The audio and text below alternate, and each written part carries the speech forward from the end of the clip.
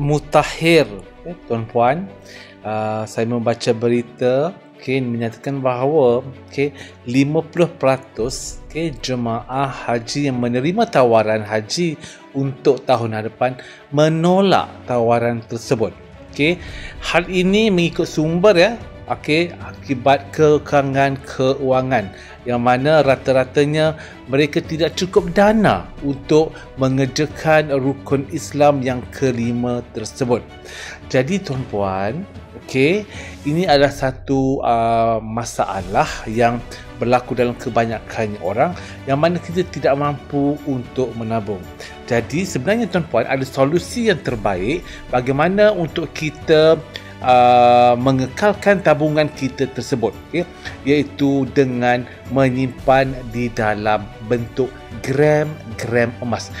Teknik ini dah ramai orang lakukan, termasuklah saya sendiri, rakan-rakan saya sendiri, yang terlibat dengan simpanan emas ini. Memang kita dah terbukti apabila kita menyimpan di dalam emas ini, dia mengubati penyakit kebocoran wang.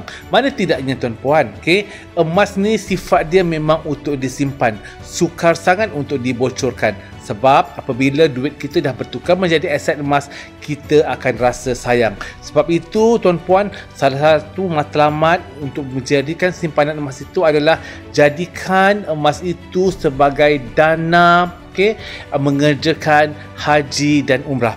Tuan-puan, kos haji sekarang ini sekitar RM15,000 bagi B40, manakala bagi T20 sekitar RM33,000.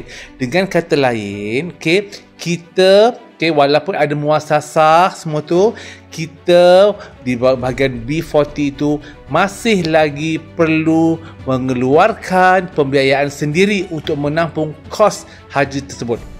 Kos haji saban tahun meningkat.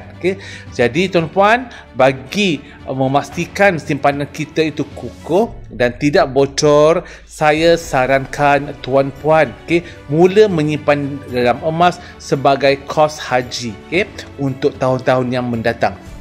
Berapa banyak gram emas yang perlu kita ada? Untuk B40, package B40, cukuplah sekiranya tuan-puan mempunyai sekitar 10 dinar emas. 10 dinar emas hari ini harganya sekitar RM25,000.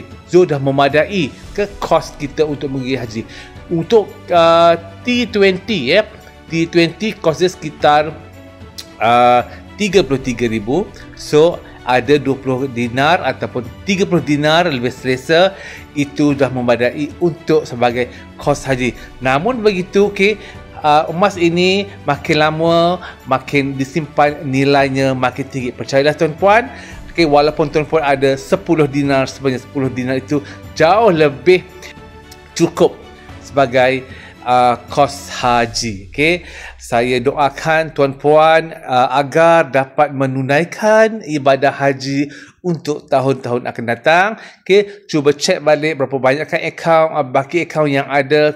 Sekiranya tuan-puan tidak mempunyai dana yang cukup dalam akaun bank, saya sarankan alihkan ataupun ubah kaedah simpanan. Assalamualaikum.